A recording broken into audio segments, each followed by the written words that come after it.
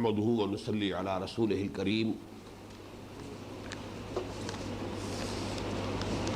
اللهم صل على محمد وعلى آل محمد كما صليت على إبراهيم وعلى آل إبراهيم إنك حميد مجيد اللهم بارك على محمد وعلى آل محمد كما باركت على إبراهيم وعلى آل إبراهيم إنك حميد مجيد عن عمر بن الخطاب رضی اللہ تعالی عنہ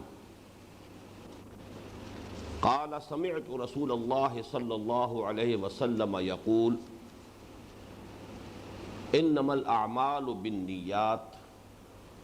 وانما لكل امرئ ما نوى فمن كانت هجرته الى الله ورسوله فهجرته الى الله ورسوله ومن كانت هجرته الى دنيا يصيبها او امرأة يتزوجها او ينكحها فهجرته الى ما هاجر اليه رواہ الامام بخاری والامام مسلم رحمہم اللہ رب اشرح لي صدری ویسر لي امری واحلل عقدۃ من لسانی یفقہوا قولی۔ اربعین نووی کا تھوڑا سا تعارف پہلے کرا دیا جائے۔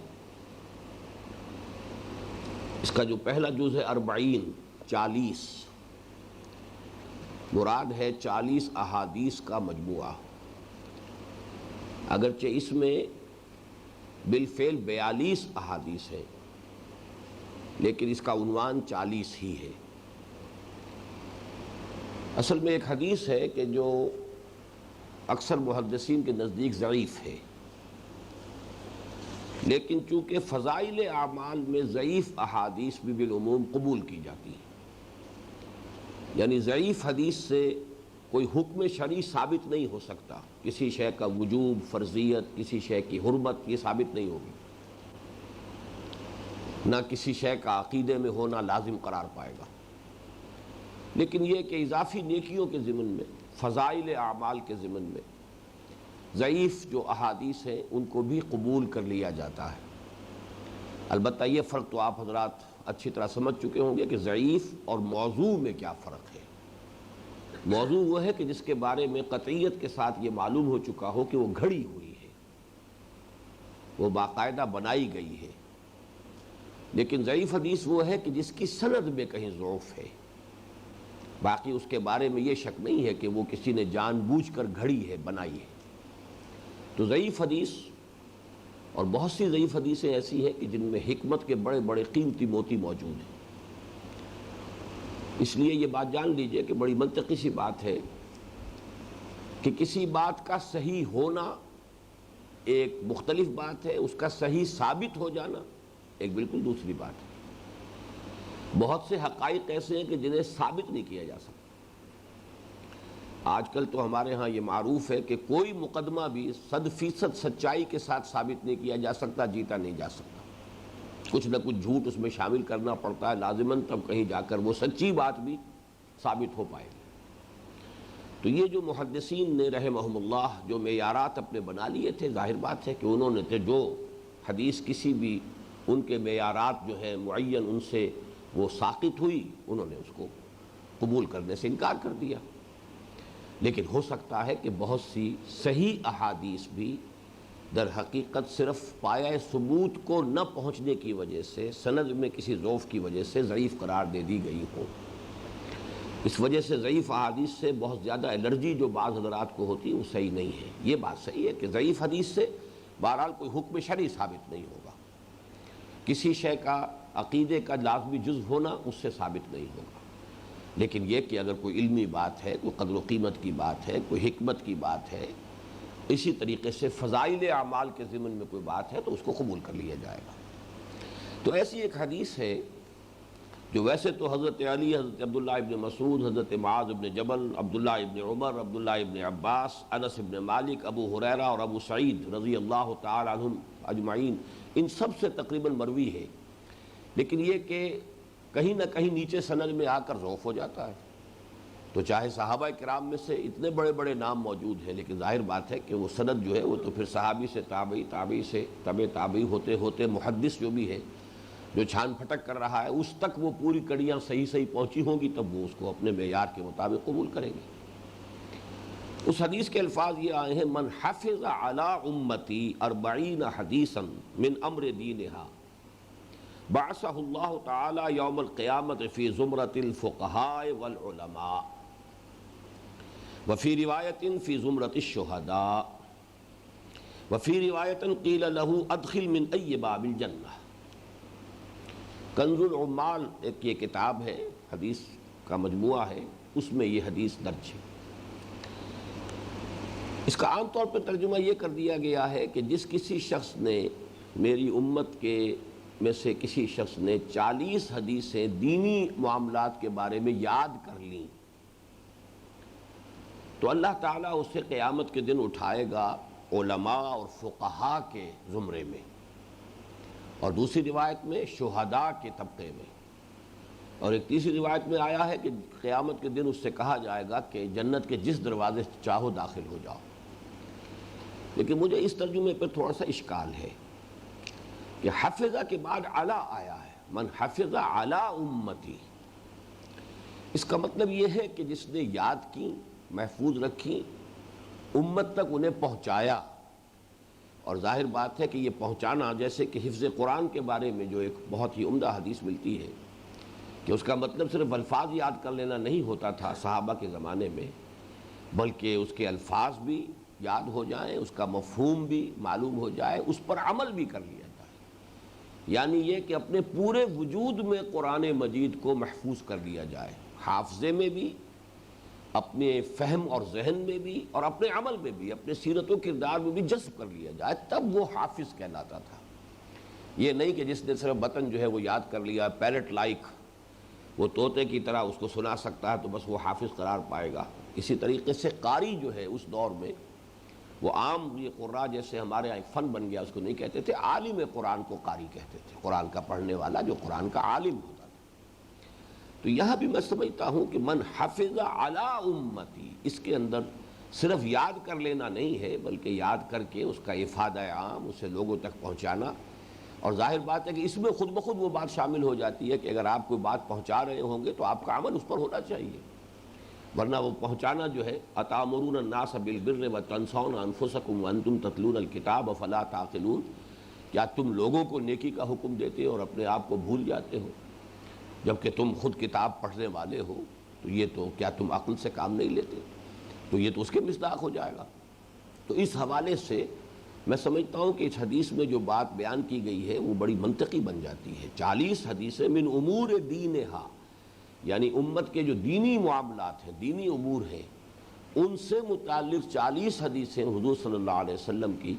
وہ اگر یاد بھی کر لی گئی ہوں اور ان کو صحیح طور سے مستحضر کیا گیا ہو، پھر ان کو پھیلایا جا رہا ہو، اور ان کو صرف یہ کہ علمی طور پر پھیلایا جا رہا ہو بلکہ عملاً بھی اپنے کردار میں اس کا نمونہ پیش کیا جا رہا ہو، تو پھر یہ کہ اگر یہ جو اس کے اندر ریوارڈ بیان کیا گیا ہے، اس کا جو اجر و ثواب ہے، وہ پھر اس کے ساتھ متناسب بن جاتا ہے، پھر اس کے اندر کوئی بہت زیادہ بڑا جو ہے وہ گیپ باقی نہیں رہتا۔ تو اس حدیث کے حوالے سے بہت سے علماء نے 40 احادیث کے مجموعے مرتب کیے ہیں، بہت سے۔ عبداللہ ابن مبارک رحمہ اللہ جو تبع تابعین کے دور سے ہیں، وہاں سے یہ سلسلہ شروع ہوا۔ سب سے پہلی 40 انہوں نے مرتب کی تھی، پھر ہوتے ہوتے تقریباً ہر یوں سمجھیے کہ جو بھی قابل ذکر عالم، خاص طور پر حدیث کے علم میں جس کو کچھ بھی مقام اور درک حاصل تھا، اس نے اپنے فہم کے مطابق ایک ذخیرہ جو ہے، ذخیرہ حدیث میں سے یہ مجموعہ مرتب کیا۔ تو ان میں سے جن مجموعوں کو بہت قبول عام حاصل ہوا ہے، بلکہ میں کہوں گا کہ ان سب میں بھی سر فہرست یہ 40 نووی ہے۔ امام نووی رحمۃ اللہ علیہ نے جو 40 حدیثیں مرتب کی ہیں، اور وہ حقیقت میں 42 ہیں۔ امام نووی کون ہیں؟ یہ 7ویں صدی ہجری کے شخص ہیں۔ 630 ہجری کے آس پاس ان کی ولادت ہے، اور 676-77 میں ان کا انتقال ہے۔ کل 46-47 برس عمر ہوئی ہے۔ اور یہ بھی نوٹ کیجئے کہ سید احمد شہید رحمۃ اللہ علیہ کی عمر بھی 46 برس تھی جبکہ وہ شہید ہوئے بالا کوٹ میں۔ تو یہ عمر بھی جن لوگوں کے اندر عزم اور ہمت ہوتی ہے، تو اتنی عمر بھی کافی ہوتی ہے کہ وہ کوئی کام ایسے کر جائیں کہ دنیا میں پھر انہیں یاد رکھا جائے۔ تو عمر کا زیادہ ہونا ہی ضروری نہیں ہے، جیسا کہ میں نے بارہا بیان کیا، حضور کی عمر کل 61 برس ہوئی، تقریباً یہی عمر حضرت ابو بکر کی، یہی حضرت عمر کی، یہی حضرت علی کی، صرف حضرت عثمان رضی اللہ تعالیٰ عنہ کی عمر جو ہے وہ زیادہ تھی، 80-82 برس۔ بہرحال 46-47 برس پر عمر ہوئی ہے، لیکن یہ کہ حدیث کے اندر بہت بڑا ان کا مقام ہے۔ ریاض الصالحین ان کی بہت ہی مشہور و معروف کتاب ہے۔ عام طور پر جو حدیث کے مجموعے مرتب کیے گئے ہیں وہ فقہی اعتبار سے ہیں، وہ در حقیقت وہ فقہ السنہ ہی کی ایک بات بن جاتی ہے۔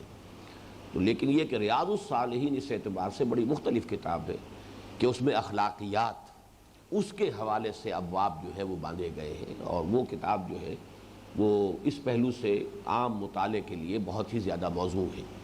باقی جو یہ کتابیں ہیں حدیث کی، اس کے لیے ایک فن سے واقف ہونا ضروری ہے، اور اس میں بہت سے پھر وہ مسائل آ جاتے ہیں، فقہی مسائل، فقہی مباحث آ جاتے ہیں۔ لیکن وہ حدیث کی کتاب ایسی ہے کہ جو بنیادی طور پر جس کو کہنا چاہیے کہ لب لباب جو ہے دین کی تعلیمات کا، خصوصاً انسان کی اخلاقی زندگی سے متعلق، وہ اس میں سب آ جاتے ہیں۔ ان کا اصل نام جو ہے امام یحییٰ بن شرف الدین نووی، شام میں دمشق کے مضافات میں یہ قصبہ تھا نوا، تو نوا کے رہنے والے امام یحییٰ بن شرف الدین نووی، انہوں نے ریاض الصالحین ان کی مشہور ترین کتاب ہے، لیکن یہ کہ یہ 42 احادیث کا مجموعہ بھی انہوں نے مرتب کیا ہے۔ اور میرا ذاتی تاثر یہ ہے کہ واقعتاً اصول دین جن کو ہم کہیں گے مختلف اعتبارات سے،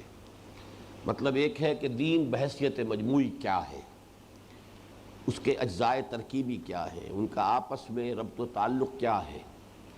پھر یہ کہ دین کی باطنی حقیقت کیا ہے جس کو ہم تصوف سے عام طور پر تعبیر کرتے ہیں۔ تو ان مختلف پہلوؤں سے، ظاہر و باطن، ان دونوں پہلوؤں سے یہ کتاب جو ہے مختصر ترین مجموعے میں سے ان کو شمار کیا جائے گا، لیکن یہ کہ بہرحال یہ بہت جامع ہے، اور معلوم ہوتا ہے اس لیے کہ سلیکشن ہی میں تو در حقیقت انسان کی پھر لیاقت اور مہارت جو ہے، اس کے اپنی ذہنی سطح کیا ہے، اسی میں اس کی سلیکشن جو ہے وہ در حقیقت ظاہر ہوتی ہے۔ تو یہ سلیکشن جو ہے اس سے اندازہ ہوتا ہے کہ امام یحییٰ بن شرف الدین نووی نے بہت ہی عرقریزی کے ساتھ اور بہت محنت کے ساتھ جو اہم ترین احادیث ہیں ان کو جمع کیا ہے۔ ان میں جو سب سے پہلی حدیث ہے جس کا آج ہمیں مطالعہ کرنا ہے، یہ ایک ایسی حدیث ہے کہ شاید ہی کوئی کتاب ہو حدیث کی اور کوئی مجموعہ احادیث کا ہو جس میں یہ حدیث موجود نہ ہو۔ آج ہی صبح میں دیکھ رہا تھا تو جب اتفاق ہے کہ صرف موطا امام مالک رحمہ اللہ جو ہے اس میں تو یہ حدیث موجود نہیں ہے، باقی بخاری، مسلم، صحاح ستہ کی بقیہ تمام کتابیں، اس کے بعد اور جو طبقہ دوم اور طبقہ سوم، سب میں یہ حدیث موجود ہے، اور اس کو ایک طرح سے مشہور ترین روایات میں شمار کیا گیا ہے، اہم ترین، مشہور ترین، اور اکثر و بیشتر محدثین نے اپنے مجموعوں میں نمبر 1 پر اس حدیث کو درج کیا ہے، اس لیے کہ یہ بہت ہی ایک اہم اور بنیادی جو اس کا موضوع ہے۔ امام شافعی رحمۃ اللہ علیہ کا قول یہ ہے کہ یہ 70 ابواب میں داخل ہے، یعنی اس حدیث سے یوں سمجھیے کہ دین کی تعلیمات کے 70 پہلو واضح ہوتے ہیں۔ تو اگرچہ یہ لفظ 70 جو ہے اس کے بارے میں عام شارحین کا یہی قول ہے کہ اس سے مراد مبالغہ ہے، کثرت کی طرف اشارہ ہے، اس سے مراد ایگزیکٹ 70 کی فگر نہیں ہے، کیونکہ یہ لفظ آتا ہے قرآن میں بھی، حدیث میں بھی 70 کثرت کے لیے۔ بہرحال اس حدیث کی اس اعتبار سے اہمیت آپ کے سامنے آ گئی۔ اس کے راوی ہے حضرت عمر بن الخطاب رضی اللہ تعالی عنہ، اور یہ آپ کے علم میں اب تک بات آ چکی ہوگی کہ صحابہ کرام میں بھی ایک تقسیم ہوتی ہے۔ ایک تقسیم تو ایک درجے کے اعتبار سے ہے کہ چوٹی پر 4 ہمارے خلفائے راشدین ہیں، اور ان میں ترتیب جو ہے فضیلت کے اعتبار سے اعلیٰ ترتیب الخلافہ، اس لیے کہ چوٹی پر حضرت ابو بکر، پھر حضرت عمر، پھر حضرت عثمان، پھر حضرت علی، پھر یہ کہ 6 افراد جو ہیں وہ جو عشرہ مبشرہ میں سے ہیں، پھر اس کے بعد جو بدری صحابی ہیں، پھر اس کے بعد جنہوں نے بیعت رضوان کے موقع پر بیعت کی تھی، اس طرح سے درجہ بندی ہے۔ ایک اور اعتبار سے ان میں درجہ بندی ہوتی ہے، اور ایک ہے فقہائے صحابہ اور فقراء صحابہ، یہ ایک خاص اعتبار سے ان میں ایک تقسیم کی گئی ہے۔ فقہائے صحابہ وہ ہیں کہ جن میں فہم دین اس یہ جو ہے خصوصی ان کا ایک وصف، اور حضرت عمر رضی اللہ تعالیٰ عنہ کے بارے میں تو ظاہر بات ہے کہ بہت سی احادیث حضور کی جو مروی ہیں کہ اگر میرے بعد کوئی نبی ہوتا تو عمر ہوتے، اور الحق ینطق علی لسان عمر، حق جو ہے عمر کی زبان پر حق جاری رہتا ہے، حق بولتا ہے۔ تو مختلف جو ہے احادیث اور بہت سی آیات قرآنیہ کے شان نزول میں آپ دیکھیں گے کہ حضرت عمر کو اس مسئلے کی اہمیت کا احساس پہلے ہوا، پھر وہ آیات نازل ہوئی۔ تو اس سے وہ جو بہت ہی ایک ہم آہنگی ہے دین کے مزاج میں اور حضرت عمر رضی اللہ تعالیٰ عنہ کے مزاج میں، ایک بڑا قرب تھا، بڑی ہم آہنگی تھی۔ تو فقہائے صحابہ میں سے حضرت عمر ہیں، حضرت علی ہیں، یہ چوٹی پر ہیں، حضرت عائشہ صدیقہ ہیں رضی اللہ تعالی عنہا، یہ جو فقہائے صحابہ۔ اس کے برعکس آتا ہے درجہ جو ایک کیٹیگری سمجھ لیجئے، وہ ہے فقراء صحابہ۔ زہد، ورع، دنیا سے بے رغبتی، ان چیزوں کا معاملہ جو ہے اگر دیکھا جائے تو اس میں کچھ اور صحابہ ہیں، ابو الدرداء ہیں، ابو ذر ہیں رضی اللہ تعالی عنہما، یہ کچھ فقراء صحابہ میں سے ہیں۔ تو ان کا زہد، ان کا تقوی، ان کی دنیا سے بے رغبتی، اللہ سے محبت، یہ جو ایک باطنی کیفیات ہیں، اور دنیا سے چونکہ بے رغبتی تھی لہٰذا ان پر ویسے وہ فقر ظاہری بھی تھا، اگرچہ وہ فقر جو ہے وہ تو ان کا اصل میں استغنا کی بنیاد پر تھا کہ دنیا سے انہیں کوئی رغبت نہیں تھی۔ تو فقہائے صحابہ میں سے جو چوٹی میں شمار کیے جاتے ہیں ان میں حضرت عمر بھی ہے رضی اللہ تعالی عنہ۔ اور یہ بھی آپ کے علم میں آنا چاہیے کہ فقہائے صحابہ سے مروی روایات کم ہیں۔ حضرت ابو ہریرہ رضی اللہ تعالیٰ عنہ کثیر الروایت صحابی ہیں، حالانکہ وہ ایمان بھی غالباً سن 7 ہجری میں لائے ہیں، لیکن چونکہ سن 7 ہجری میں ایمان لانے کے بعد جو بھی 2 سال انہیں ملے ہیں تو وہ پھر اصحاب صفہ میں شامل تھے،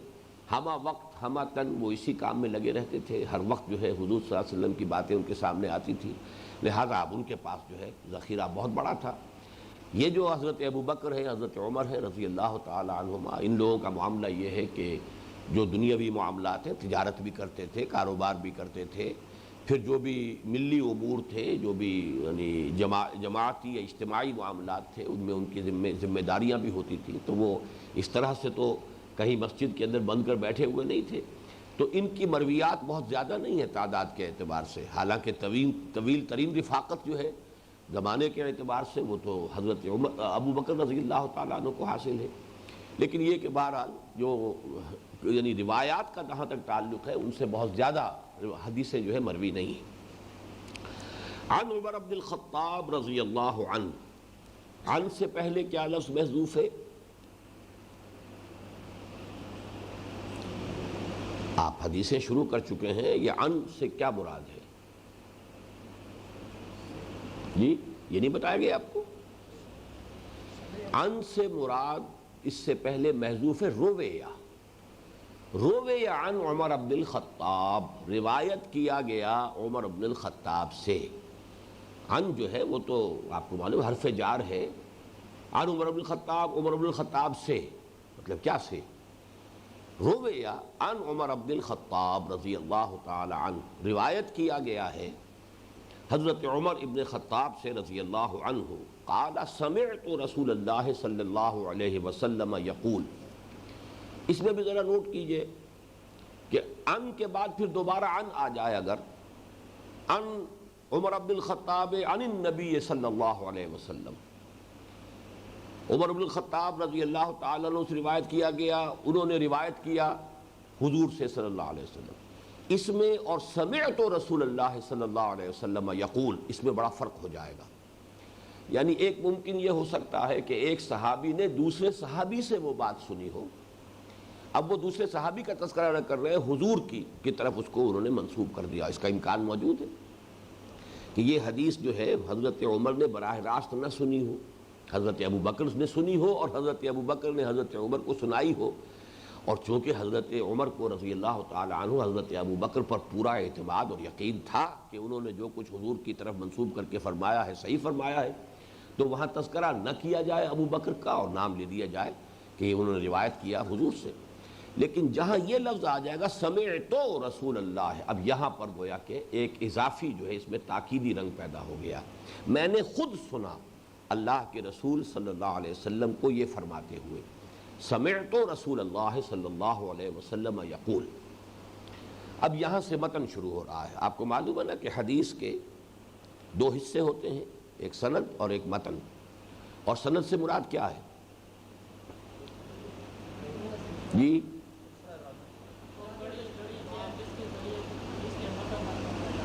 ہاں، لیکن یہ تو ایک مکمل ہوتی، یہاں پر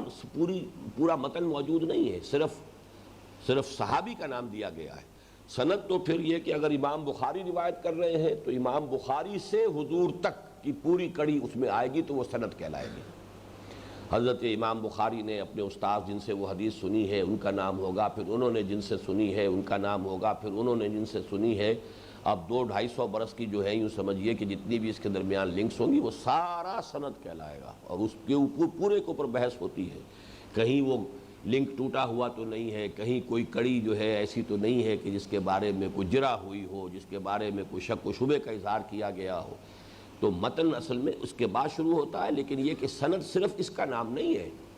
کہ حضرت عمر نے یہ بات بیان فرمائی، لیکن یہ کہ گویا کہ ایک اعتبار سے خلاصہ ہو جاتا ہے کہ آخر میں لکھا ہے بخاری و مسلم، تو گویا کہ امام بخاری سے بھی حضرت عمر تک یہ کڑی جو ہے کڑی بکڑی ملی ہوئی ہے، اور حضرت امام مسلم رحمہ اللہ سے بھی حضور تک یہ بات جو ہے حضرت عمر تک یہ کڑیاں موجود ہیں. انما الاعمال بالنیات، انما یہ تو آپ نوٹ کر چکے ہوں گے اب تک، کلمہ حصر ہے، جیسے سورہ حجرات میں آپ نے پڑھا ہے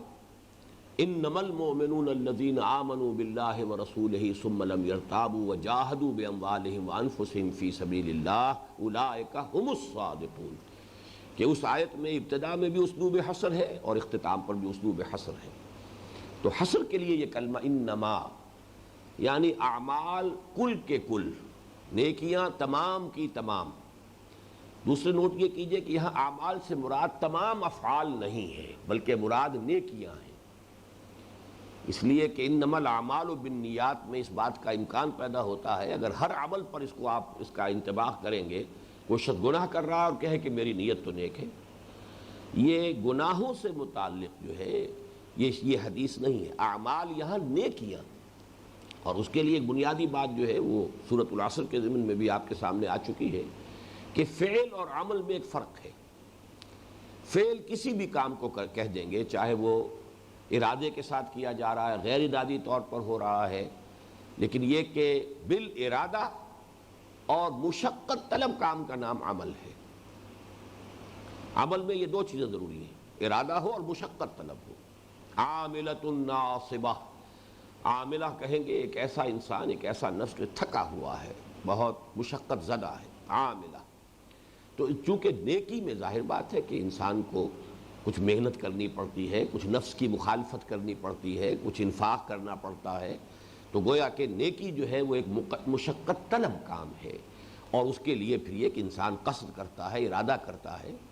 باقی بغیر ارادے کے تو ہو سکتا ہے نفسانی خواہشات جو ہیں ان کا ظہور آپ کے اعضاء و جوارح سے ہو جائے، لیکن یہ ہے کہ آپ کو نیکی کی طرف جانا ہے تو اس کے لیے تو عزم اور ارادہ چاہیے، اور اس کے اندر کچھ نہ کچھ محنت، مشقت، ایثار، قربانی کرنی پڑتی ہے. تو یہاں اعمال کو لفظی طور پر ہر عمل جس کو ہم اردو میں عمل کہہ دیتے ہیں اس کے معنی میں نہ لیجئے. انما الاعمال بالنیات، نیکیوں کا دار و مدار نیتوں پر ہے، اعمال صالحہ کا دار و مدار نیتوں پر ہے. یعنی یہ کہ کوئی عمل اپنے ظاہر کے اعتبار سے کتنی ہی بڑی نیکی نظر آتا ہو، اس کا اصل معاملہ اللہ کے ہاں جو اس کی اسسمنٹ ہوگی وہ اس کی جو موٹیو ہے، جس جذبہ محرکہ کے تحت وہ عمل کیا گیا ہے، جو اس سے مقصود ہے، جو اس کی نیت ہے، اس کی بنیاد پر اسسمنٹ ہوگی.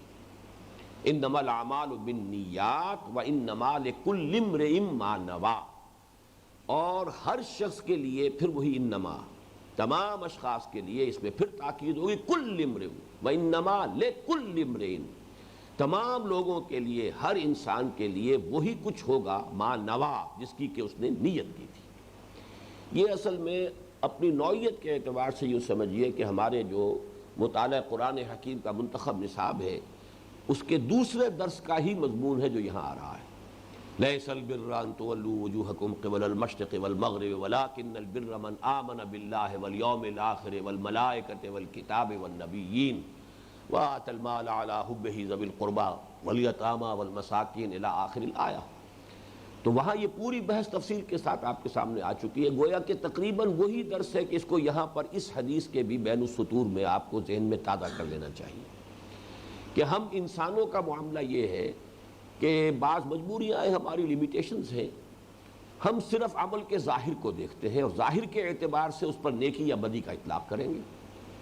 یہ کام بڑا نیکی کا کام ہے، یہ شخص خیرات بانٹ رہا ہے، تقسیم کر رہا ہے، یہ شخص جو ہے حالانکہ لکھ پتی ہے، کروڑ پتی ہے، اس وقت غریبوں کی جھگیوں میں گھوم رہا ہے اور وہاں کچھ خیرات بھی تقسیم کر رہا ہے اور بڑے میلے کچیلے قسم کے بچے جو ہیں انہیں پیار کر رہا ہے اور لوگوں سے جو ہے وہ گلے مل رہا ہے۔ لیکن اب ہمیں معلوم ہے کہ اصل میں یہ سب کچھ کر رہا ہے کسی الیکشن جو آنے والا ہے اس کے لیے، تو اس وقت آپ زیر لب مسکرائیں گے کہ یہ بظاہر تو نیکی کا کام ہے جو بڑا کر رہا ہے، لیکن حقیقت میں جو اس کے پیش نظر ہے وہ کچھ اور ہے۔ تو کچھ چیزوں کے بارے میں تو ہمیں معلوم ہو جاتا ہے لیکن اکثر و بیشتر تو معلوم نہیں ہوتا۔ تو ہماری مجبوری یہ ہے کہ ہم اعمال کے ظاہر پر فیصلہ کرتے ہیں، اطلاق کرتے ہیں کہ آیا یہ نیکی کا کام ہے یا بدی کا کام ہے، باطن ہماری نگاہوں سے اوجھل ہے۔ دوسری کمزوری ہماری کیا ہے کہ ہم آئسولیٹڈ ایکٹس جو ہیں اس پر فیصلہ کرتے ہیں یہ نیکی کا کام ہے یہ بدی کا کام ہے۔ حالانکہ واقعہ یہ ہے کہ انسانی شخصیت ایک آرگینک ہول ہوتی ہے۔ جیسے نیم کا درخت ہے، اس میں آم کا پھل تو نہیں لگ سکتا، آم کا درخت ہے، اس میں نیم کی نبولی نہیں لگ سکتی۔ اب اگر ہمیں یہ نظر آ رہا ہو کہ ایک ہی درخت میں کسی شاخ پر تو آم لگا ہوا ہے، کسی شاخ پر نیم کی نبولی لگی ہوئی ہے، تو ایک عجیب سا یہ مرغوبہ ہو جائے گا، یہ ہمارے لیے ناقابل قبول بات ہے۔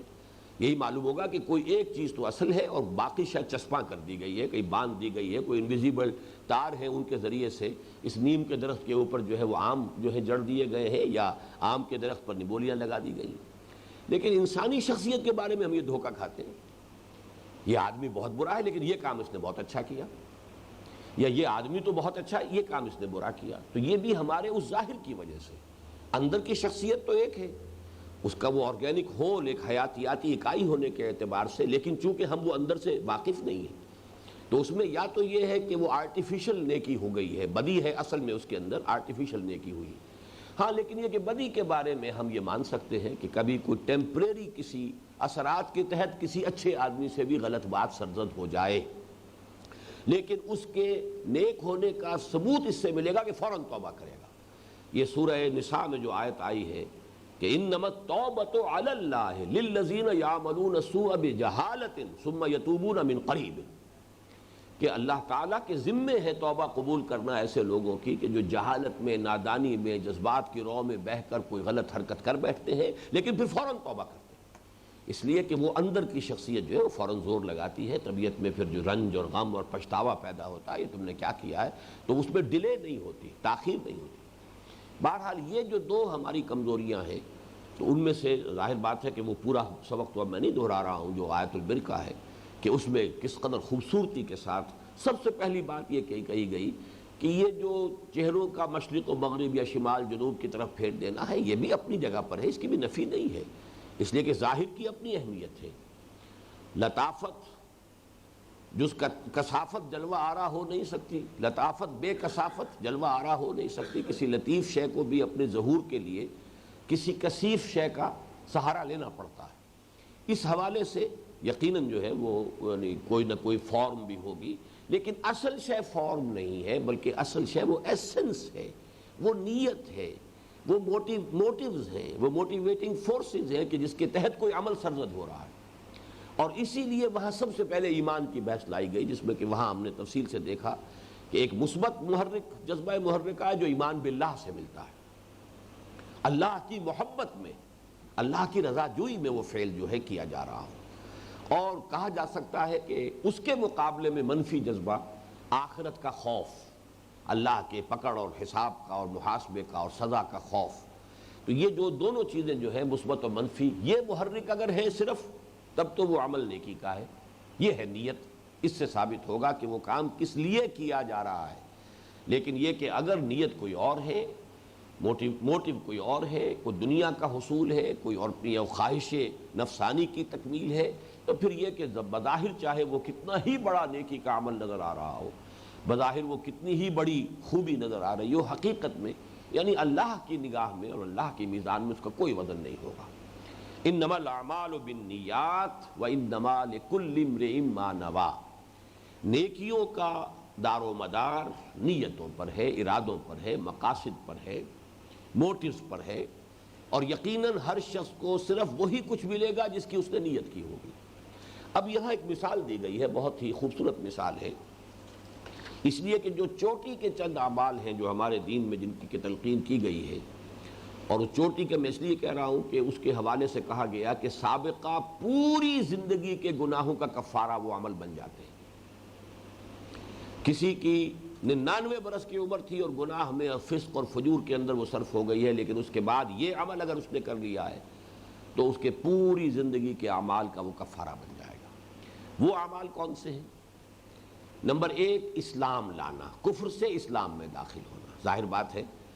جو شخص کفر میں پیدا ہوا، کفر میں زندگی گزاری، لیکن اب وہ اسلام لے آیا ہے، وہ بالکل صاف ہو گیا، وہ کلین سلیٹ کے ساتھ گویا کہ ایک نئی زندگی کا آغاز کر رہا ہے۔ دوسرا عمل ہجرت، خالصتاً اللہ کے لیے، اللہ کے دین کے لیے گھر بار اہل و عیال کو چھوڑ کر چلے جانا۔ یہ ہجرت بھی ایک ایسا عمل ہے، اور بالکل سمجھ میں آتی ہے بات کہ یہ ایک ایسا عمل ہے کہ جس کے تحت واقعتاً اتنا ہی بڑا اجر و ثواب ملنا چاہیے، سمجھ میں آنے والی بات ہے۔ اور تیسرا حج مبرور،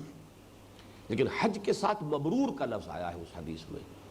وہ حج کے جو اللہ کے ہاں مقبول ہو گیا ہو۔ اب اس کی بڑی کڑی شرائط ہے۔ نمبر 1 یہ کہ اس میں کوئی حرام کا پیسہ آپ نے استعمال نہ کیا ہو، آپ کی جو پوری زندگی ہے وہ اس سے پہلے کی جو ہے اس کے اندر آپ نے جو ہے جو کمائی کی ہے وہ حلال کے پیسے سے کی ہے۔ پھر یہ کہ سارے حقوق آپ نے ادا کر دیے ہیں، اس کے بعد آپ جا رہے ہیں۔ پھر حج کے دوران بھی فلا رفث ولا فسوق ولا جدال فی الحج، اس کے اوپر صحیح طریقے کے اوپر جو ہے عمل کیا گیا ہو، کسی کو تکلیف نہ پہنچائی گئی ہو، کسی سے جھگڑا نہ گیا ہو، ایثار سے کام لیا گیا ہو، یوسرون علی انفسہم ولو کان بہم خصاصہ، اور کوئی ریاکاری کی نیت نہ ہو، یہ ساری چیزیں جو ہے حج مبرور۔ اب ان میں سے جو درمیانی عمل ہے اس کو یہاں لیا گیا۔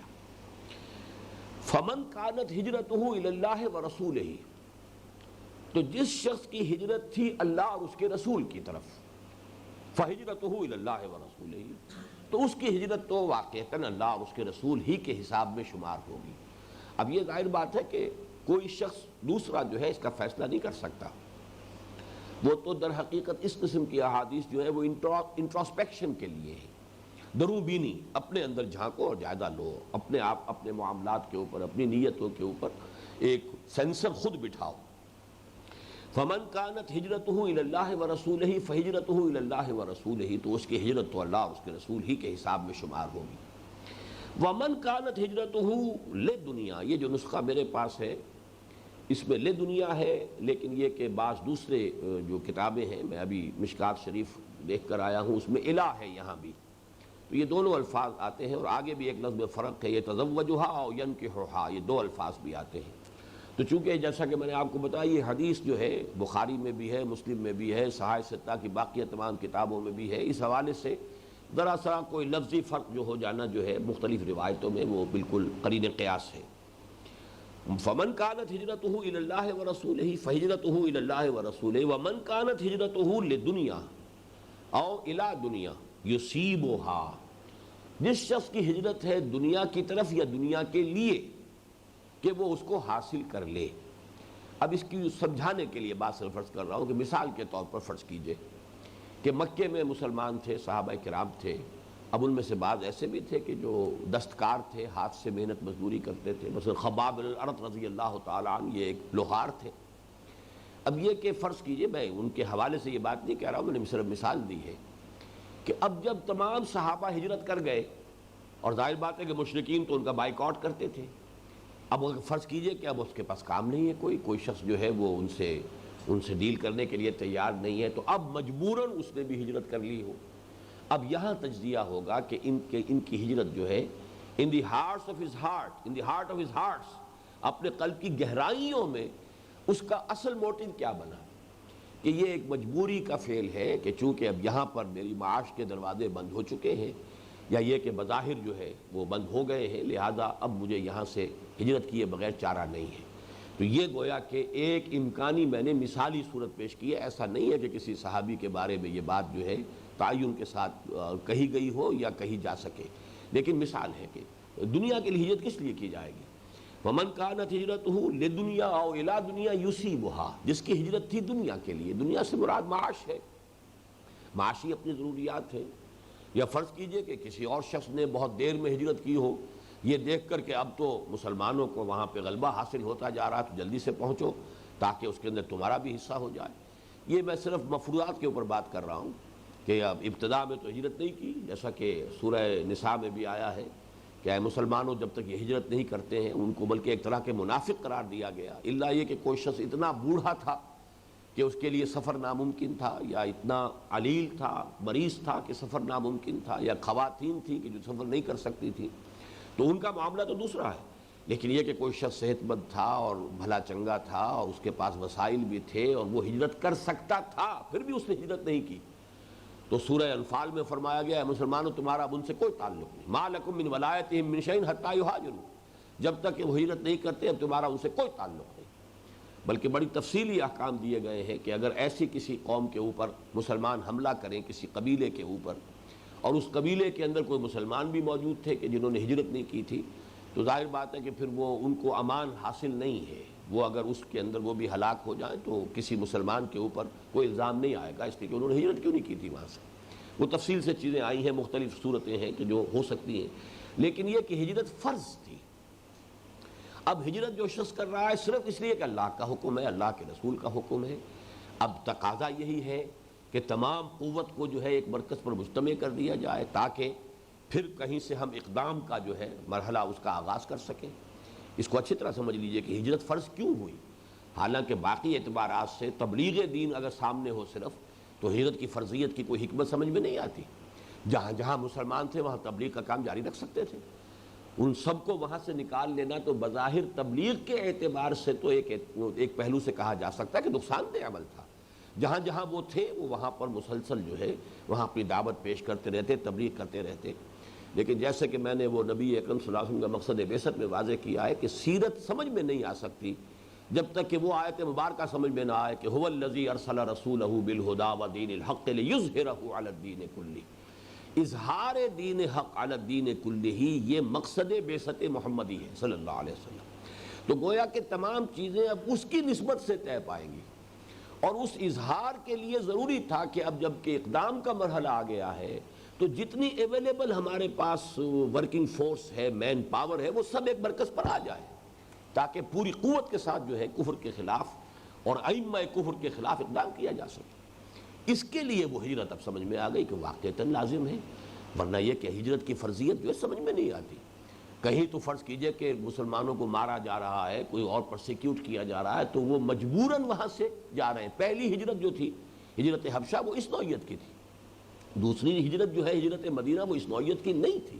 یہ در حقیقت اسٹریٹجک تھی۔ اب یہ تو ایک اس اظہار دین الحق علی الدین کلہ کے جد و جہد کا ایک مرحلہ تھا۔ یہ ہجرت فرض کی گئی، اور جس نے ہجرت نہیں کی اسے گویا کہ منافقین میں سے شمار کیا گیا، اس کے لیے امان نہیں رہی، اسے اس کا جو بھی ایمان ہے اور جو کلمہ شہادت ہے اس کی بھی ڈھال جو ہے اس کے لیے تسلیم نہیں کی گئی۔ اہل ایمان سے کہہ دیا گیا کہ تمہارا ان سے کوئی تعلق نہیں۔ لیکن اب یہ عمل کوئی شخص کر رہا ہے تو کرنے میں موٹیو کیا ہے؟ واقعتاً اللہ کے دین کے غلبے کی خواہش، اللہ کے رسول کا حکم یہی پیش نظر ہے، اللہ کی رضا جوئی ہی پیش نظر ہے، صرف اسی کے لیے ہجرت کی جا رہی ہے، یا یہ جیسا کہ میں نے امکانی طور پر آپ کے سامنے مثالیں رکھی کہ فرض کیجئے کہ کوئی دستکار ہے اور وہ اس وجہ سے اب ہجرت کرنے پر مجبور ہو گیا ہے کہ اب لوگ اسے کام نہیں دے رہے، اس کے کلائنٹس جو ہیں وہ اب سب کے سب ہجرت کر گئے تو مجبوراً وہ بھی جا رہا ہے، یا یہ کہ جب دیکھا کہ اب مسلمانوں کو غلبہ حاصل ہو رہا ہے تو اب وہ بھی چلے آ رہے ہیں کہ اب وہ دور آ گیا ہے۔ جیسے کہ سورہ عنکبوت جو ہمارے منتخب نصاب کا جو اہم درس ہے اس کا پہلا رکوع، اس میں فرمایا کہ ایسے لوگ بھی ہوں گے کہ وَلَئِن جَاءَ نَصْرٌ مِّن رَبِّكَ لَيَقُولُنَّ إِنَّا كُنَّا مَعَكُمْ، آپ کے رب کی طرف سے اگر مدد آ جائے گی تو وہ کہیں گے ہم بھی آپ کے ساتھ تھے، پھر وہ بھی ہجرت کر کے آ کر شریک ہو جائیں گے کہ جو بھی اب اس کی جو فتوحات ہیں اس میں ہمارا بھی حصہ ہو۔ اس کے ساتھ ہی دوسری ایک اور مثال دی گئی، اب امرات ینکحھا او یتزوجھا، یہ دو الفاظ ہیں علیحدہ علیحدہ، یا کسی نے ہجرت کی ہے کسی خاتون کے لیے کہ ان سے نکاح کرے، ان کو اپنی زوجیت میں لے۔ اب یہ بھی، بلکہ اس میں تو بعض روایات میں آتا ہے کہ کوئی ایک صاحب تھے کہ جن کو میں تیقن کے ساتھ تو نہیں جانتا، لیکن مہاجر ام قیس کے نام سے یہ چیز ہمیں روایات میں آتی ہے کہ کسی خاتون سے کسی کو محبت ہے اور وہ خاتون ہجرت کر گئی۔ اب کچے دھاگے سے بندھے ہوئے یہ بھی چلے جا رہے ہیں، اس لیے کہ اب یہ تو ظاہر بات ہے کہ ان سے اگر نکاح کرنا ہے اور انہیں اپنی زوجیت میں لینا ہے تو انہیں بھی ہجرت کرنی ہوگی۔ لیکن یہ معاملہ ہے اللہ اور اس بندے کے درمیان، اس کا راز ہے۔ ظاہر بات ہے کہ دنیا تو اس کے اوپر اطلاق نہیں کرے گی کہ مہاجر ہیں، آئے ہیں، مکے کی سکونت ترک کر دی ہے اور مدینے آ گئے ہیں اس حوالے سے۔ لیکن یہ کہ ایک دوسری مثال یہ کہ اگر کسی کی ہجرت ہے، اور یہ مثال خاص طور پر مجھے محسوس ہوتا ہے کہ کوئی معین بات ہوگی، ورنہ الا دنیا یصیبھا یہ تو ایک جنرل ٹرم ہے، اس کے اندر تو دنیا کے مال و دولت، کاروبار، کوئی پروفیشن، کوئی اور چیزیں، کوئی اقتدار، غلبہ، یہ ساری چیزیں جو ہے وہ کور ہو کر آ جاتی ہیں۔ لیکن جب خاص طور پر کیا گیا ہے تو معلوم ہوتا ہے کہ ایک چیز کو نمایاں کیا گیا تو شاید یہ کوئی پرٹیکولر کیس بھی موجود ہو۔ میں یقین کے ساتھ نہیں کہہ سکتا، لیکن یہ کہ ملتا ہے یہ نام بعض جگہ پر اس حوالے سے کہ مہاجر ام قیس کے مہاجر جنہوں نے ہجرت کی ہے اصل میں ان سے نکاح کے لیے۔ فَهِجْرَتُهُ إِلَىٰ مَا هَاجَرَ إِلَيْهِ، تو اس کی ہجرت شمار ہوگی انہی کے حساب میں جس کے لیے اس نے ہجرت کی ہے۔ وہ اللہ کے لیے نہیں ہوگی، اللہ کے رسول کے لیے نہیں شمار ہوگی، اللہ کے دین کے لیے نہیں شمار ہوگی۔ یہ موٹیوز جو ہیں جو دنیا والوں کے لیے تو ممکن نہیں ہے کہ وہ اس کے بارے میں کوئی حکم لگا سکے، کوئی فیصلہ کر سکے، لیکن ظاہر بات ہے کہ اللہ تعالیٰ کا معاملہ ایسا ہے کہ وہ یقیناً تمام جو باطن سے واقف ہے، نیتوں کو، جیسا کہ ایک حدیث میں آیا ہے ان اللہ لا ينظر الى صورکم، تمہاری ولا اموالکم، اللہ تمہاری صورتوں اور مالوں کو نہیں دیکھتا کہ کس قدر مال و دولت تمہارے پاس ہے یا کیا تم حسین اور وجیح شخصیت تم رکھتے ہو، ولکن ينظر الى قلوبکم واعمالکم، وہ دیکھتا ہے تمہارے دلوں کو اور عملوں کو۔ اور یہ دل اور عمل یہ جڑ جاتے ہیں اس میں کہ عمل کا بھی ایک ظاہر ہے اور ایک اس کا وہ جو اصل نیت ہے جس کا تعلق جو ہے وہ دل کے ساتھ ہے۔ قسم جو کر رہا ہے دل، کیا ارادہ ہے، کیا موٹیو ہے، کیا نیت ہے، کیا اصل مقصود ہے، کیا اس کا جو ہے جذبہ محرکہ ہے، اس کے حوالے سے اللہ تعالیٰ کے ہاں اس کے عمل کا جو ہے معاملہ ہوگا۔ آیا وہ نیکی شمار ہوگی یا یہ کہ ایسا بھی بعض احادیث سے معلوم ہوتا ہے کہ وہ نہ صرف بدی بلکہ بہت بڑی بدی شمار ہو جائے، اس لیے کہ خلوص نیت اور اخلاص نیت کے برعکس جو لفظ آتا ہے وہ تو پھر ہے ریا اور سمعہ، صرف لوگوں کو دکھانے کے لیے کوئی نیک کام کرنا، لوگوں کو سنانے کے لیے کوئی نیک کام کرنا تاکہ شہرہ ہو جائے، لوگوں کے اندر میری نیکی کا چرچا ہو جائے، میری بات جو ہے لوگوں کے علم میں آ جائے کہ یہ بڑا عابد و زاہد ہے یا فلاں اس کے اندر خوبی ہے۔ اگر یہ نیت میں شامل ہو تو اس کو تو فرمایا گیا کہ یہ شرک ہے۔ من صلی یرائی فقط اشرکا ومن صام یرائی فقط اشرکا، یہ قد جب آ جاتا ہے فعل ماضی پر تو یقین ہو چکا، کر چکا، انگریزی میں جسے آپ پریزنٹ پرفیکٹ ٹینس کہتے ہیں، ہی ہیز ڈن اٹ، یہ تو ہو چکا، وہ کر چکا، پریزنٹ پرفیکٹ ٹینس۔ فقط اشرکا، جس نے نماز پڑھی دکھاوے کے لیے وہ شرک کر چکا، جس نے روزہ رکھا دکھاوے کے لیے وہ شرک کر چکا، جس نے تصدق ومن تصدق یرائی، جس نے دکھاوے کے لیے خیرات کی ہے، صدقہ دیا، وہ بھی شرک کر چکا۔ تو یہ اصل میں تو مطلب یہ کہ نیکی برباد گناہ لازم والی بات ہے کہ اگر یہ خلوص نیت نہیں ہے، انسان کے اندر جو ہے اخلاص اور خلوص نہیں ہے، اللہ تعالیٰ کی رضا ہی اس عمل کا اصل مقصود و مطلوب نہیں ہے، یا یہ کہ اس سے کمتر درجے میں اخروی جزا، اصل اعلیٰ جو ہے وہ تو یہ کہ اللہ کی رضا، اس سے کمتر درجے میں اخروی جزا۔ لیکن اس کے علاوہ دنیا میں اگر کوئی شہرت، کوئی اپنی عزت، کوئی نام و نمود، یا دنیا میں کوئی مال و دولت کے حصول کا ذریعہ اس کو بنایا جا رہا ہو، تو پھر یہ تو در حقیقت ریاکاری جو ہے، یہ دینداری کے پردے میں دنیا داری جو ہے یہ بدترین فعل ہے۔ یہی وجہ ہے کہ وہ حدیث میں نے بعض مواقع پر سنائی ہے، آج پھر آپ کو سنا رہا ہوں، اگرچہ آپ کتاب العلم پڑھ رہے ہیں اور کتاب العلم سے آپ کے سامنے بات آ رہی ہوگی کہ علم کی کیا فضیلت ہمارے ہاں ہے، کس قدر اس کا رتبہ بلند ہے، عبادت کے مقابلے میں علم کا حصول، تعلیم و تعلم جو ہے، اس کو ریشو پروپورشن جو بیان کی ہے حضور صلی اللہ علیہ وسلم نے، واقعہ یہ کہ آنکھیں کھول دینے والی چیزیں ہیں کہ کفضلی علی ادناکم، ایک شخص وہ ہے کہ جو فرض نماز پڑھتا ہے، صرف فرض عبادات ادا کرتا ہے، کوئی نوافل نہیں، کچھ نہیں، اور باقی سارا وقت وہ یہ کہ دین کے پڑھنے پڑھانے میں، سیکھنے سکھانے میں صرف کرتا ہے۔ اور ایک شخص وہ ہے کہ جو ہمیشہ روزہ رکھتا ہے اور پوری رات عبادت کرتا ہے۔ اس کا جو ہے تقابل جو کیا گیا ہے کہ اس شخص کی فضیلت جو ہے کہ جو صرف فرائض پر اکتفا کرتے ہیں، فرض تو ہر صورت ادا کرنے ہیں، اس کے بعد بقیہ اس کا پورا وقت جو ہے وہ علم کے حصول میں اور علم کی اور نیکی کی اور خیر کی تلقین اور اس کو لوگوں تک پہنچانے میں صرف ہو رہا ہے، اس کی فضیلت اس شخص پر، اس عابد و زاہد شخص پر کا فضلی علی ادناکم، جتنی فضیلت مجھے حاصل ہے تم میں سے ادنا ترین انسان پر۔ ادناکم میں ہم اگر اس حدیث کو لفظی طور بھی لیں گے، صحابہ میں سے ادنا، صحابہ میں سے جو کم ترین درجے کے صحابی ہوں گے، ان پر جو حضور کو فضیلت حاصل ہے کا فضلی علی ادناکم، یہ درجہ ہے اس علم کے حصول اور علم کو پھیلانا اور خیر اور نیکی اور اس کا جو پرچار ہے اس کا۔ لیکن وہ حدیث جو اب میں سنانے چلا ہوں وہ آپ کو ملے گی اسی میں، اگر تو مشکات میں آپ پڑھ رہے ہیں تو اس کے یہ کتاب باب العلم جو ہے اس کی فصل ثالث میں یہ حدیث مل جائے گی۔ یوشک ان یاتی علی الناس زمان، اندیشہ ہے کہ لوگوں پر ایک زمانہ ایسا بھی آ جائے گا، لا یبقى من الاسلام الا اسمہ ولا یبقى من القرآن الا رسمہ، اسلام میں سے سوائے اس کے نام کے کچھ نہیں بچے گا، اور قرآن میں سے سوائے اس کے رسم الخط کے کچھ نہیں بچے گا۔ متن تو ہے، موجود ہے، الفاظ ہیں، لکھے ہوئے ہیں، لیکن یہ کہ اس کے سوا کچھ نہیں۔ اس کی حقیقت کہیں دیکھنا چاہے مجسم شکل میں، کہیں وہ معاشرہ دیکھنا چاہے کہ کوئی 1 انچ زمین مل جائے جہاں وہ معاشرہ ہو جو قرآن پیدا کرنا چاہتا ہے، تو نہیں ملے گا۔ مساجدہم عامرۃ، ان کی مسجدیں بہت آباد ہوں گی، آباد بھی ہوں گی، شاندار بھی ہوں گی، عالی شان ہوں گی، سنگ مرمر کی بنی ہوگی، اور نہ معلوم کیا کچھ ہوگا، فانوس ہوں گے اور قالین ہوں گے، سب کچھ ہوگا۔ وہی خراب من الہدا، ہدایت سے خالی، تہی دست، ہدایت نہیں۔ علماؤہم شر الناس تحت ادیم السماء، اور ان کے علماء جو ہے آسمان کی چھت کے نیچے کے بدترین مخلوق ہیں۔ من عندہم تخرج الفتنۃ وفیہم تعود، ان کے اندر ہی سے فتنہ برآمد ہوگا اور انہی میں گھس جائے گا، واپس چلا جائے گا، یعنی فتنے اٹھانے اور فتنے پیدا کرنے کے سوا ان کا کوئی دھندا نہیں رہے گا۔ یہ علماء کا جو حال ہے، علماء سو جنہیں ہم کہہ دیتے ہیں عام طور پر، اور ظاہر بات ہے کہ اس وقت اکثریت کا حال وہی ہے۔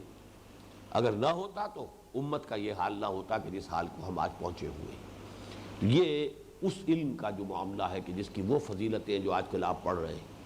اسی طریقے سے یہ بھی فرمایا ہے کہ کوئی شخص علم حاصل کرتا ہے صرف اس لیے کہ لوگوں کے اوپر دھوس جمائے اپنے علم کی، یا یہ کہ علماء کی محفل میں بیٹھ سکے، ان کے ساتھ ان کی اصطلاحات میں گفتگو کر سکے، معلوم ہو کہ انہی میں سے ہے، اور ان کے ساتھ ان کا ہم جلیس ہو سکے، بیٹھ سکے ان کی محفل میں وغیرہ وغیرہ، یا یہ کہ علماء کے ساتھ مناظرہ بازی کر سکے، تو پھر یہ ہے کہ اس کے لیے بڑی سخت وعید آئی۔ تو علم بھی ہے، حصول علم بھی ہے، عبادت کا معاملہ میں نے آپ کو اس حدیث کے حوالے سے بتا دیا، من صلی یرائی فقد اشرکا ومن صام یرائی فقد اشرکا ومن تصدق یرائی فقد اشرکا۔ حصول علم کا معاملہ ہے تو یہ ہے۔ اسی طریقے سے جہاد اور قتال فی سبیل اللہ، حضور سے پوچھا گیا صلی اللہ علیہ وسلم کہ ایک شخص ہے جو جنگ کرتا ہے اپنی شجاعت کے مظاہرے کے لیے، ایک دوسرا جنگ ہے، شخص ہے جو جنگ کر رہا ہے، مال غنیمت کا اس کے سامنے جو ہے کچھ ہے نقشہ کہ ملے گا، اس کے لیے وہ بڑے جوش و خروش کے ساتھ میدان جنگ میں جا رہا ہے۔ ایک تیسرا جنگ ہے جو صرف حمیت، تیسرا شخص ہے صرف حمیت کی وجہ سے جنگ کر رہا ہے، یعنی یہ کہ کسی خاص قبیلے کی جس کی طرف کے فوج کشی ہو رہی ہے، جس پر حملہ کرنا مقصود ہے، اگر اس سے کوئی خاندانی رنجش چلی آ رہی تھی تو آدمی اب ذوق و شوق کے ساتھ شریک ہو گیا ہے کہ اب مجھے موقع ملے گا کہ وہ پرانے سارے حساب کتاب جو ہے وہ چکا لوں۔ تو یہ وہ حمیت جاہلی جو ہے وہ اس کا اصل موٹیو بن گیا ہے۔ ان میں سے کس کو ہم سمجھیں کہ وہ مجاہد فی سبیل اللہ ہے؟ آپ نے فرمایا کوئی نہیں۔ مجاہد فی سبیل اللہ تو صرف وہ ہوگا جو قتال کرتا ہے صرف اس لیے لتکون کلمۃ اللہ ہی العلیٰ، اللہ کا کلمہ ہی سب سے اونچا ہو جائے، اس مقصد واحد کے تحت جس نے قتال کیا ہے اس کا تو وہ تو مجاہد فی سبیل اللہ ہے۔ باقی حمیت کی وجہ سے کیا ہو، کسی قومیت کے حوالے سے کیا ہو، مال غنیمت کے حصول کے لیے کیا ہو، اپنی شجاعت کے مظاہرے کے لیے کیا ہو، تو وہ گویا کہ پھر یہ اللہ تعالیٰ کی راہ میں جہاد نہیں ہے، وہ پھر جہاد اپنے نفس کے لیے ہو جائے۔ اسی کے ضمن میں حضرت علی کا واقعہ بیان ہوتا ہے، جو ویسے تو تقریباً یعنی ناقابل یقین بات ہے، لیکن یہ کہ یہ صحابہ کرام کا معاملہ، حضور صلی اللہ علیہ وسلم جس طرح یہ تزکیہ باطن کیا تھا، تزکیہ باطن کو بھی سمجھ لیجئے کہ اصل اس کا مطلب یہی ہے۔ تزکیہ باطن جو ہے اس کا کوئی اور مطلب نہیں ہے، نیت کو پاک کر لینا، کہ اصل آپ کے مقاصد بالکل خالص ہو جائیں، کہ وہ اللہ کی رضا اور اخروی فلاح اور نجات، اس کے سوا کوئی شے مقصود نہ رہے، مطلوب نہ رہے۔ لا مقصود الا اللہ، لا مطلوب الا اللہ، لا محبوب الا اللہ۔ جو بھی کام آپ نیکی کا کر رہے ہیں، اب آپ معاش کے لیے کر رہے ہیں، ٹھیک ہے، آپ کو معلوم ہے کہ یہ کام میں کر رہا ہوں، یہ مزدوری کر رہا ہوں، یہ محنت کر رہا ہوں، یہ میں معاش کے لیے کر رہا ہوں، کوئی حرج نہیں۔ اس میں اگر آپ نے حلال ذرائع کو استعمال کیا ہے، حرام سے بچے ہیں، تو یہ بھی جہاد میں شمار ہو جائے گا اور یہ عبادت کا حصہ شمار ہو جائے گا۔ لیکن یہ کام آپ بالفعل بالارادہ نیتاً اپنے حصول معاش کے لیے کر رہے ہیں۔ لیکن کوئی کام نیکی کا ہے، دین کی خدمت کا ہے، اب اس میں اگر کوئی شے شامل ہو گئی، کوئی بھی اس کے اندر جو ہے وہ ناپاکی، امپیورٹی کسی بھی اعتبار سے شامل ہو گئی، تو جیسے آپ کو معلوم ہے میتھمیٹکس میں بڑی سے بڑی رقم زیرو سے ضرب کھا کر زیرو ہو جاتی ہے۔ جو بڑے سے بڑا عمل ہو، وہ قتال فی سبیل اللہ کا عمل ہو، وہ علم کے حصول اور تعلیم اس کا معاملہ ہو، وہ کوئی عبادات کا معاملہ ہو، بڑی سے بڑی شے زیرو سے ضرب کھا کر زیرو ہو جائے گی۔ اللہ کی میزان میں نہ صرف یہ کہ اس کا کوئی وزن نہیں ہوگا، بلکہ جیسا کہ میں نے عرض کیا، نیکی برباد، گناہ لازم، کہ وہ شرک لازم آ جائے گا، اس لیے کہ تمہارے مقصود و مطلوب کے اندر اللہ تعالیٰ کے سوا کوئی اور شامل ہو گیا، وہ یہ چیز جو ہے یہ وہ شرک کے درجے تک پہنچا دینے والی ہے۔ تو یہ حدیث جو ہے اس اعتبار سے کہ ان تمام مفاہیم کو اس نے اپنے اندر جو ہے وہ سمیٹ لیا ہے، اور اس کا اصل فائدہ کیا ہے؟ وہ یہی ہے کہ ہر شخص انٹراسپیکشن کرے، درو بینی کرے، اپنے اندر جھانکے۔ یہ مراقبہ جو ہے یہ صحیح مراقبہ ہے، کہ انسان، مراقبہ کسے کہتے ہیں؟ رقبہ، گردن، ایک دوسرے پر تاک لگا کر بیٹھ جانا، یہ مراقبہ ہے۔ رقبہ گردن کو کہتے ہیں، مراقبہ باب مفاعلہ، گویا کہ ایک دوسرے کے اوپر آدمی جو ہے پوری طریقے سے دھیان دے رہا ہے، یہ مراقبہ ہے۔ تو انسان مراقبہ کرتا ہے اپنے اندر، اپنے نفس کے ساتھ، پوری دھیان کے ساتھ غور و فکر کرتا ہے، اپنے اعمال کا جائزہ لیتا ہے، میں بھاگ دوڑ تو بہت کر رہا ہوں، میرے اندر کا حال کیا ہے، میری نیتوں کا حال کیا ہے، میرے اصل مقاصد کیا ہیں، کہیں کوئی نقب تو نہیں لگا لی ہے۔ اور یہ نقب جو ہے اس قدر غیر شعوری طور پر لگ جاتی ہے، شیطان جو ہے اتنا وہ غیر شعوری طور پر جو ہے انسان کے اوپر حملہ آور ہوتا ہے، جس کے لیے کہ حضور کی وہ حدیث بھی میں نے بارہا آپ کو سنائی ہے کہ ان الشیطان یجری من الانسان مجری الدم، شیطان تو انسان کے وجود میں خون کی طرح سرایت کر جاتا ہے۔ جیسے ہمیں معلوم ہے کہ کوئی سیل جو ہے، باڈی سیل، ایک سیل بھی اگر خون، دوران خون کے ساتھ اس کا تعلق قائم نہیں ہے تو وہ ڈیڈ ہو جائے گا، اس کی لائف کا دار و مدار اسی پر ہے۔ تو اسی طریقے سے پوری جس طرح خون سرایت کرتا ہے وجود میں، ایسے شیطان سرایت کر جاتا ہے۔ قرآن مجید میں فرمایا گیا انہو یراکم ہوا و قبیلہ من حیث لا ترونہم، یہ ابلیس لعین اور اس کے قبیلے والے، اس کے ساتھی، اس کے چیلے چانٹے تو تم پر وہاں سے تاک لگاتے ہیں، دیکھتے ہیں تمہیں، وہاں سے تمہیں ٹارگٹ کرتے ہیں جہاں سے تم انہیں نہیں دیکھ رہے۔ وہ تمہارے لیے ایک غیر مرئی جو ہے وجود ہے، جنات ہے، اور وہ ابلیس خود ہے۔ انہو ہوا یراکم، انہو یراکم ہوا و قبیلہ من حیث لا ترونہم۔ اور اسی میں پھر وہ حدیث بھی مجھے یاد آ گئی کہ حضور نے فرمایا کہ یہ شرک خفی جو ہے، یہ ریاکاری والا شرک جو ہے، یہ کسی انتہائی تاریک رات میں سیاہ پتھر پر چلنے والی سیاہ چونٹی کو دیکھنا جتنا مشکل ہے، اتنا ہی ریاکاری کا سراغ لگانا مشکل ہے۔ اب یہ بھی تمثیل اور تشبیہ کا جو ہے یوں سمجھیے مبالغے کی آپ نے، حضور نے ساری جو ہے وہ انتہائیں جمع کر دی۔ انتہائی تاریک رات، سیاہ پتھر، اور اس پر سیاہ چیونٹی رینگ رہی ہے، تو جس طرح اس کو دیکھنا محال ہے، ایسے اس کا دیکھنا مشکل ہے۔ تو اس کے لیے تو بہت گہرے مراقبے کی ضرورت ہے، بہت تاک لگا کر بیٹھنا پڑے گا اپنے اوپر، اور اپنا سینسر کرنا پڑے گا، سیلف سینسر جو ہے انسان کرے اپنے آپ کو، تب کہیں جا کر جو ہے وہ اس بیماری سے نجات مل سکتی ہے۔ اس حوالے سے اس حدیث کی وہ اہمیت، جیسا کہ میں نے آپ کو بتایا کہ جو مقام اور مرتبہ ہمارے درس نمبر 2 کو آیت البر کو حاصل ہے مطالعہ قرآن حکیم کے منتخب نصاب میں، احادیث کے مجموعے کے اندر یہ حدیث در حقیقت اسی مقام پر ہے، اسی درجے میں ہے۔ یہی وجہ ہے کہ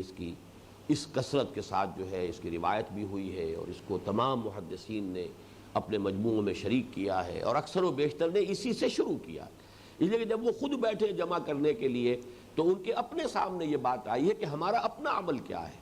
ہم خود یہ کس نیت سے کر رہے ہیں، اپنی تصحیح نیت بھی، کہ یہ صرف کوئی اپنی علمیت کا جو ہے وہ دھوس جمانے کے لیے، روب گانٹنے کے لیے یہ نہیں ہے، لوگوں میں محدث شمار ہونے کے لیے، مشہور ہونے کے لیے نہیں ہے، بلکہ یہ کہ در حقیقت یہ صرف اللہ اور اس کے رسول کے لیے اور دین کی خدمت اور اللہ کی رضا جوئی کے لیے یہ کام ہم کر رہے ہیں۔ تو اس کے لیے اپنی یعنی ایک طرح کی سیلف وارننگ کے طور پر اس حدیث کو گویا کہ وہ اپنے مجموعے کے شروع میں لے کر آئے ہیں۔ اللہ تعالی ہمیں بھی توفیق عطا فرمائے کہ ہم اپنی نیتوں کا اور اپنے محرکات عمل کا جائزہ لیتے رہا کریں، اور اس میں جہاں کہیں بھی کوئی خامی نظر آئے تو اس کی تلافی اور اس کی تصحیح کی کوشش کرتے رہیں۔ بارک اللہ لی و لکم فی القرآن العظیم و نفعنی و ایاکم بالآیات و الذکر الحکیم۔